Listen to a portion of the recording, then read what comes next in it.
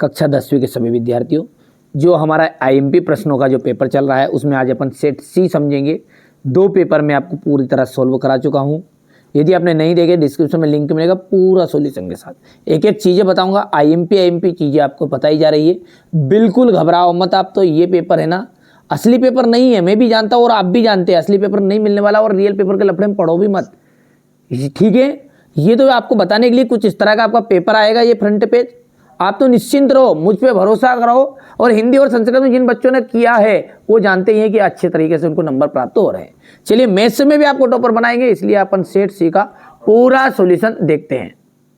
चलिए, पहला क्वेश्चन क्या कहता है कि -2 और 5 के शून्यक वाले बहुपदों की संख्या होगी।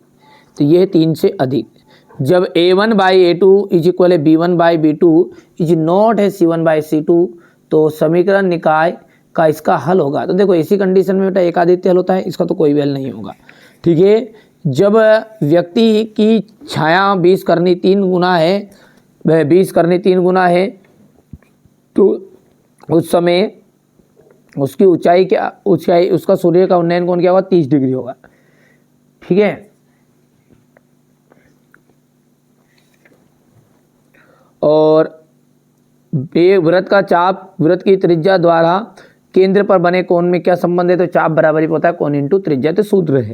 शंकु के तिर्यक का फॉर्मूला कौन सा है आपका, तो ये है आपका शंकु के तिर्यक का फॉर्मूला, ये बा वाला नहीं है ना, ये है, ये एल बराबरी पे r² + h²। और यदि संभव घटना घटित नहीं हो सकती तो उसकी प्रायिकता होगी असंभव, यानी कि 0। यहाँ से हमारे बच्चे इंग्लिश मीडियम वाले बच्चे स्क्रीनशॉट लेंगे, बढ़िया से कंप्लीट करेंगे ना।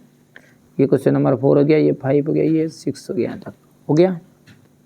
P/Q, जहाँ P और Q परस्पर अभाज्य संख्याएं हैं, Q is not equal to 0, तो यह आपकी कहलाएगी परिमेय संख्या। यहाँ पर विविक्त कर कितना है, b² - 4 ऐसे आ जाएगा। समांतर श्रेणी का पद उसके पूर्ववर्ती पद के में अंतर सार्वंतर से लाता है। सभी समबाहु त्रिभुज कैसे होते हैं, समरूप होते हैं। किसी बिंदु की x अक्ष से दूरी कितनी होगी, y निर्देशांक कहलाएगी। किसी वृत्त की स्पर्श रेखा उसे केवल और केवल एक बिंदु पर प्रतिच्छेद करती है। ये यहाँ से हो गया, इतना हो गया।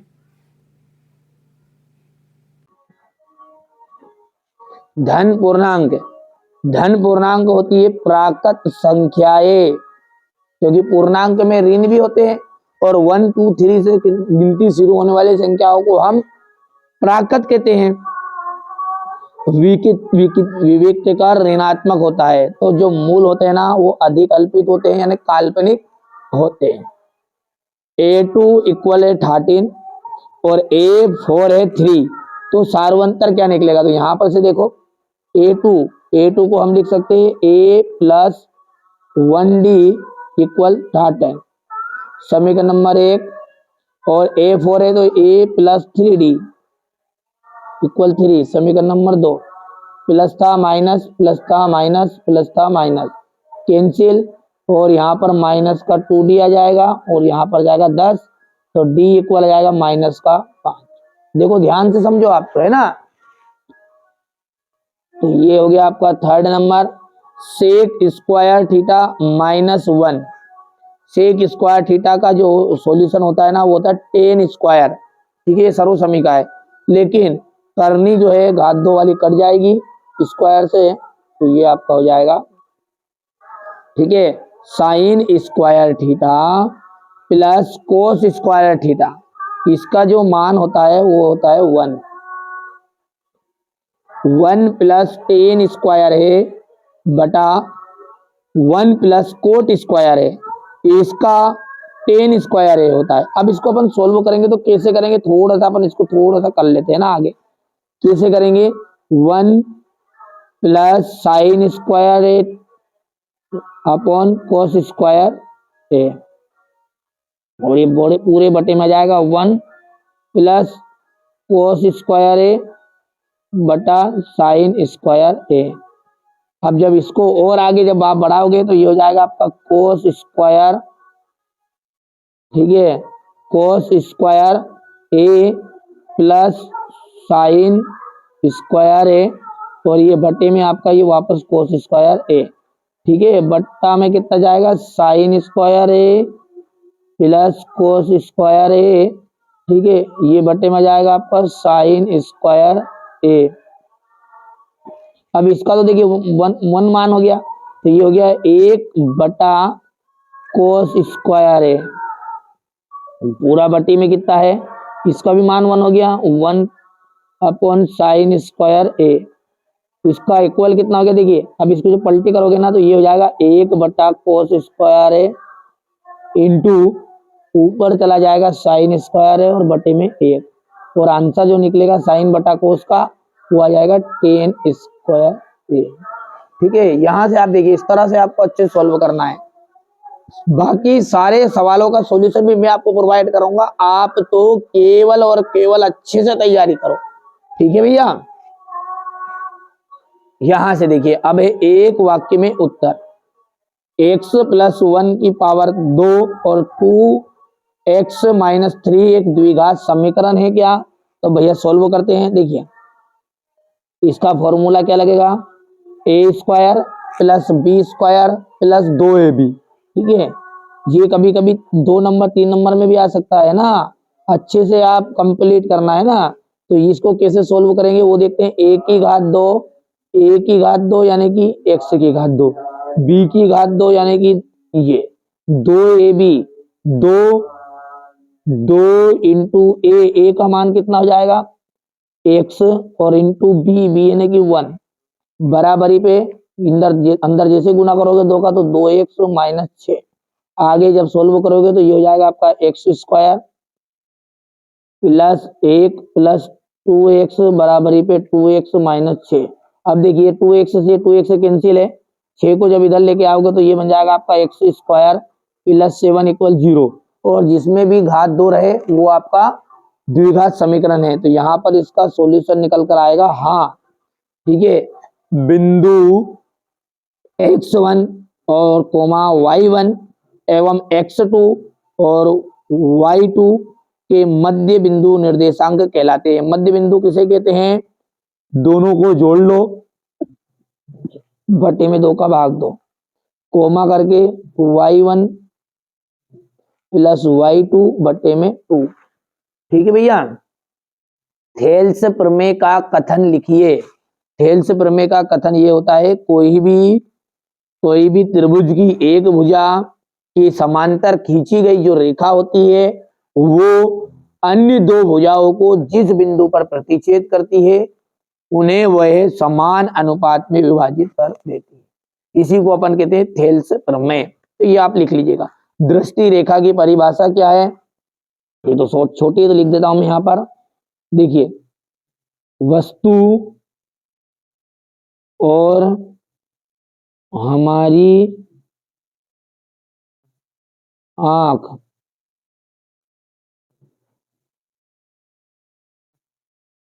से, देखिए वस्तु और हमारी आंख जिसे हम देख रहे हैं, यहाँ पर हम देख रहे हैं हमारी आंख जिसे, ठीक है इसे लिख दो, वस्तु और हमारी आंख से जाने वाली रेखा, शॉर्टकट में इतना लिख सकते हो, और ये सब और डिटेल लिखो तो ऐसा लिख देगा कि हमारी आंख से जाने वाली रेखा जिस वस्तु को हम देख रहे हैं उसे मिलाने वाली रेखा को दृष्टि रेखा कहते हैं। किसी व्रत की कितनी स्पर्श रेखाएं खींची जा सकती है, तो देखिए कोई भी यदि व्रत है और उस व्रत पर कितनी स्पर्श रेखाएं खींची जा सकती है, तो देखिए एक बिंदु पर तो केवल एक, बाकी आप अनंत स्पर्श रेखाएं खींच सकते हैं। कितनी रेखाएं, अनंत। ठीक है, चलिए आगे बढ़ते हैं और अगला देखते हैं भैया।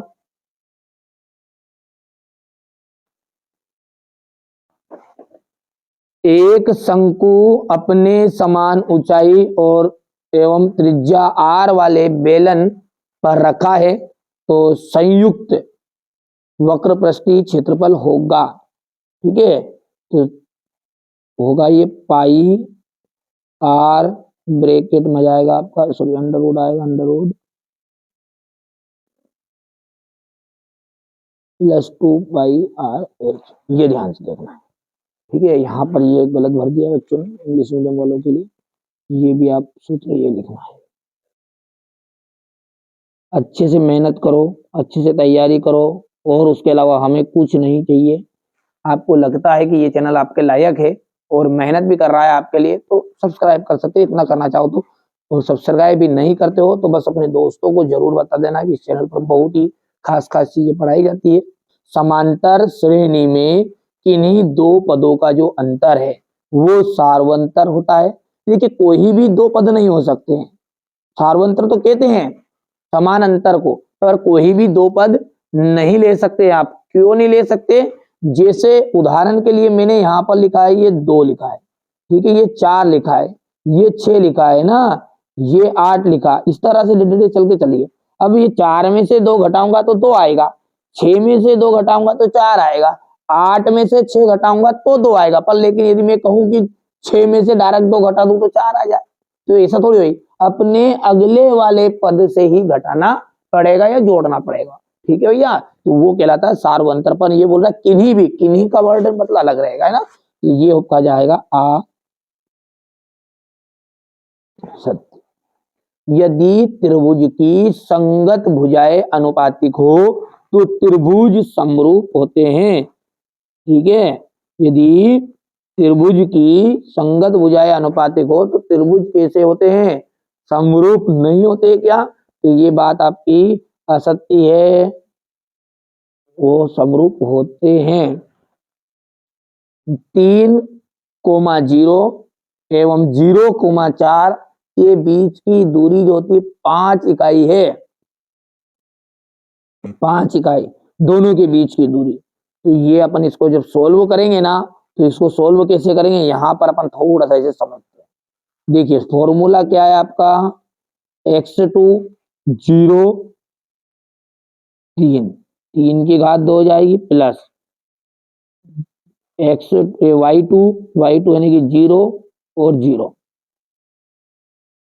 सॉरी, हाँ ये आ जाएगा, 3 0 हो गया। अब ये 4 और 0 आ जाएगा, ये आ जाएगा 4 प्लस 0 की पावर 2, और कितना आ जाएगा, 3 क्या हो गया 9, प्लस 4 चौक हो गया 16। देखना ध्यान से आप, क्योंकि 0 का कोई वैल्यू नहीं है। और 25 आ जाएगा, और 25 जो है वो 5 के रूप में बाहर निकल भी जाएगा। इसलिए यहाँ पर इसकी 5 इकाई उसके बिंदुओं के बीच की दूरी निकलेगी, और जो कि सत्य रहेगी, एकदम राइट।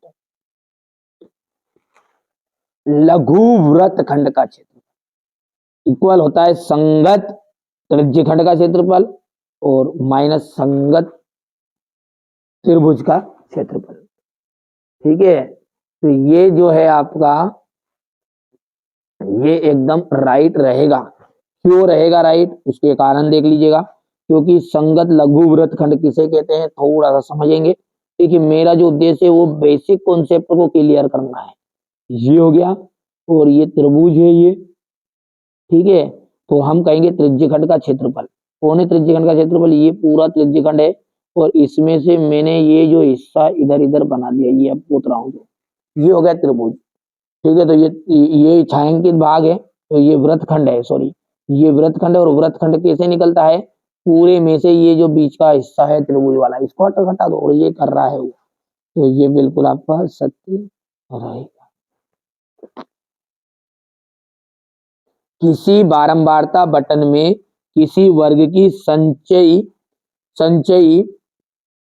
बारंबारता उस वर्ग से पहले वाले वर्गों की बारंबारता का योग होती है। तो ये आपका बिल्कुल राइट बात है, ये भी ठीक है भैया, ये भी क्या रहेगा आपकी एकदम राइट बात रहेगी। आप तो अच्छे से मेहनत करो, अच्छे से तैयारी करो, ठीक है। तो ये आपका हो गया है सत्य, तो इसको भी अपन लिख देते हैं।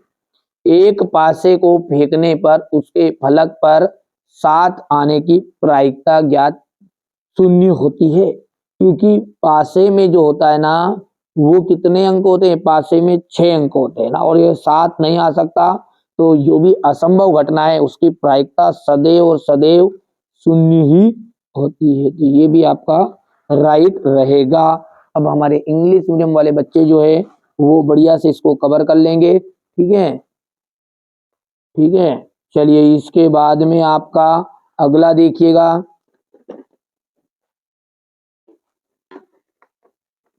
यहां से, है ना, ये देखिए। और अब आपका क्वेश्चन नंबर जो 6 है, यहां से मैं पूरा चीजें आपको सोल्व कराऊंगा। मैं बार बार कह रहा हूं, आप चाहे चैनल को सब्सक्राइब करो भले ही मत करो, पर ये जो पेपर बता रहा हूं ना मैं हर सब्जेक्ट के, आप तो आपकी कोचिंग जहां पढ़ते हो, स्कूल जहां पढ़ते हो, उन टीचरों को एक बार जाके ये वीडियो बताना।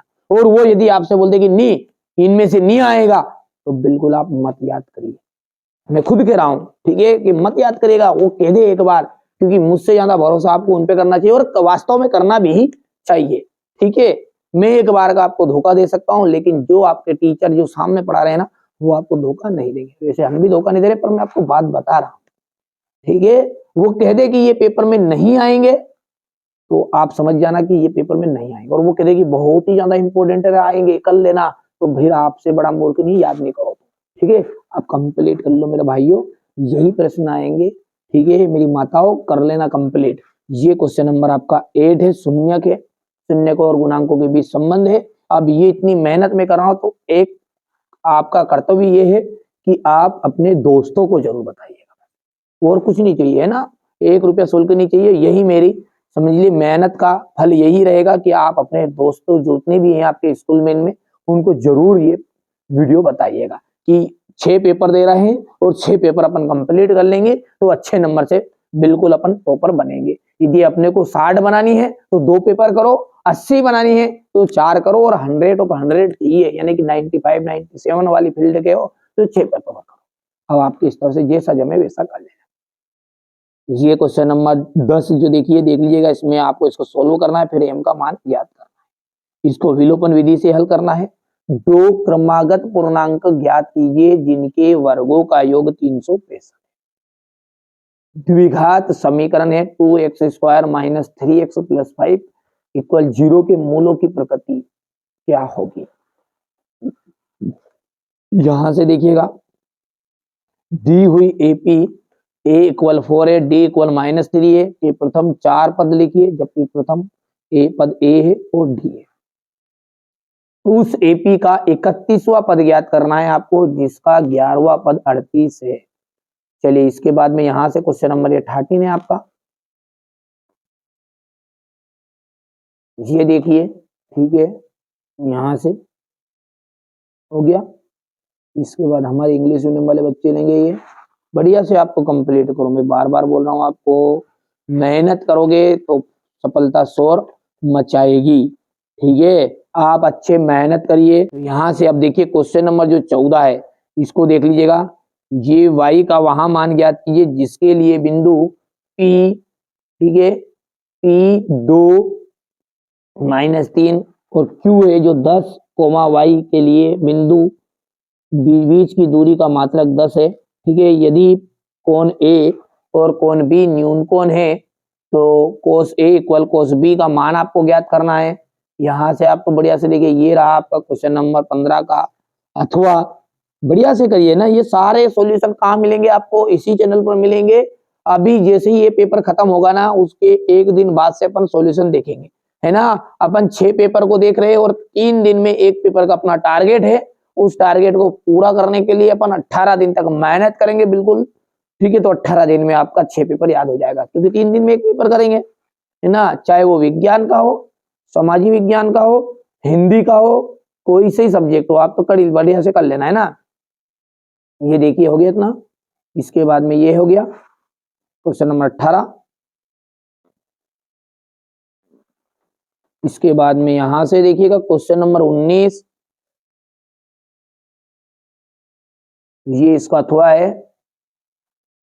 एक वृत्त के चतुर्थांश का क्षेत्रफल ज्ञात कीजिए जिसकी परिधि जो है 22 सेंटीमीटर है। ठीक है, त्रिज्या 21 सेंटीमीटर वाले वृत्त का एक चाप पर केंद्र पर कितने डिग्री का कोण बनाता है, तो 60 डिग्री का कोण अंतरित करता है। तो चाप की लंबाई ज्ञात कीजिए।